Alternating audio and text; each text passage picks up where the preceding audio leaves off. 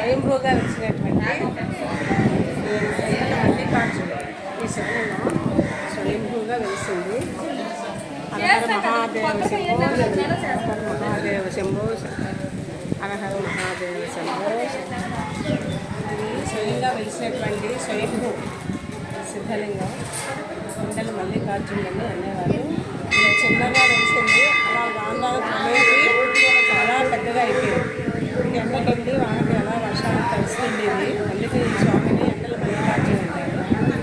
ఇది శ్రీకాకుళం జిల్లా కట్టెల రాయగల్పల్లి గ్రామంలో తెలిసినటువంటి స్వయంభూ శివలింగం.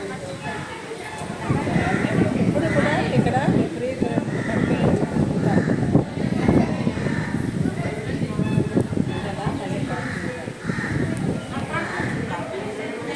మన భారతదేశంలోనే చాలా ఎత్తైన శివలింగం ఇదే. ఈ ఎండల మల్లికార్జునుడే ఎత్తైన శివలింగం.